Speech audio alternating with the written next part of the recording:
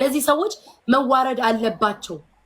የውሸት መዋረድ የውሸትን የሰውን ስም ሲያጠፉ ለምንድን ነው ይሄን ያክል ሰው ዝም ያላቸው? ጠያቂ የለም ወይ?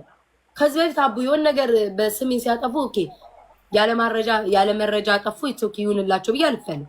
በእንደዚህ አይነት ነገር ግን ሲገባ ግን የውሸት ቤተሰብ ምናምን ተብሎ ሲገባ ግን ዝም ብዬ ቁጭ ብዬ ማየት የለብኝም። በቃ ህዝቡም ጠያቂ መሆን አለበት እና ኮኔ ወዲያው እዛው በቪዲዮ ትውጣ። ገባሽ አይደል? ያመጣቻትም ሰው ሴትዮ ስልክ የላትም ከተባለ ትግዛላት። እሷ አይደለች ያመጣቻት ገዝታላት ታስገባት። ትክክል። በቪዲዮ መውጣት አለባት። ህዝቡ እውነታውን ማወቅ አለበት። ሀቢባት ታሽቃብጪ ምናምን የምትሉ ሰዎች አይ ዶንት ጊቭ አ ሺት አሽቃብጣለሁ በደንብ አድርጌ። እስኪ የምታመጡትን አሳዩ። ሀቡቴያቸው እንደዛ የሚሉሽ ማለት ነው። ፔጃቸው ገብተሽ ብታይ ቤታ እናቷን አልረዳችም ብለው የውሸት ፎቶ የሚለጥፉ ሰዎች ናቸው። አንደኛ ሰዎች ናቸው። ለምን የኔን እውነት እንዲወጣ አይፈልጉም?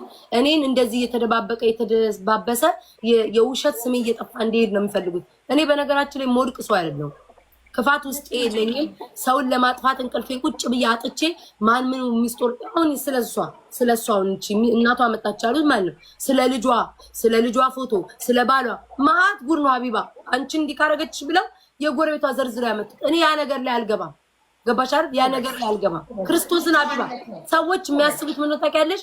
የሰውን ጉድ እናወጣለን ሲሉ የራሳቸው የሚወጣ የማይመስላቸው ወዲያው ነው አንቺ ላይ ከደረሰችማ ብለው ጎረቤቷ እንደዚህ ታሪኳን ሲዘረዝሩልኝ የነበሩት ማለት ነው። ለኔ ምንም የሚጠቅመኝ ነገር የለም። እኔ ግን እንደዚህ አይነት በውሸት ነገም ጠያቂ መሆን አለባቸው። በቃ ገባሽ አይደለም? ምንድነው ማናቸው ምንድነው ተብሎ ያሳያል። ጌታ ላንቺ የነሱ ፐርሰናል ኢንፎርሜሽን የነሱ የቤተሰብ ጉዳይ የግል ጉዳይ ጓዳቸው ገበናቸው መጥቶልሽ